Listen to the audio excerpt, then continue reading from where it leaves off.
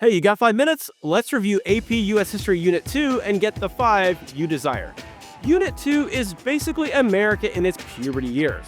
Rapid growth, huge mood swings, questionable decisions, and way too many dudes named John. 5 minutes starts now. 4 on the floor, the key players that shaped the colonies. Alright, first up, John Smith. Jamestown, 1607, total mass starvation, chaos, nobody is working. John Smith walked in like an unpaid intern and said, hey, if you don't work, you don't eat. Boom, colony saved temporarily. Southern colonies grew into plantation economies powered first by indentured servants and later by enslaved Africans. Next, John Winthrop, New England Puritan legend. He rolled up to Massachusetts Bay and declared the colony a city on a hill. America's first inspirational get your life together speech. New England is light on good weather and heavy on shipbuilding and education, and heaviest on God. Third, George Whitefield, a non-John historical figure. The guy was the celebrity preacher of the First Great Awakening. He was so loud, people claimed they could hear him a mile away. There were no microphones yet. He was a new light icon, and he turned his sermons into events and made people rethink authority and low-key helped spark the rebellious mindset that later fed the revolution. Finally, King Philip, aka Metacom, leader of a major Native American alliance. When New England colonists pushed further into native lands, he launched King Philip's War, one of the deadliest per capita conflicts in colonial history. Afterward, native autonomy collapsed, English control expanded, and this cycle of resistance and violence repeated for 300 years.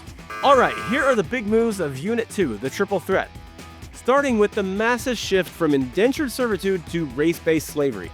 In the early 1600s, most laborers coming to the colonies were poor Europeans working 4 to 7 years to pay off their passage. But as life expectancy rose, land became scarce, and Bacon's rebellion terrified colonial elites, so the system pivoted sharply towards permanent, hereditary African slavery. Plantation agriculture demanded a stable labor force, and race became the brutal organizing principle of the Southern economy. This change defined the region for centuries and shaped every aspect of colonial society. The second big move was the rise of a shared British Atlantic culture. By the 1700s, colonists were plugged into a larger British world connected through Protestant religion, political traditions like rights and assemblies, Enlightenment ideas, newspapers, pamphlets, and an explosion of consumer goods moving across the Atlantic. Deeply identified as British, even as this cultural connection slowly gave them the confidence and intellectual tools to eventually challenge British authority. The third major development was the explosive growth of transatlantic trade.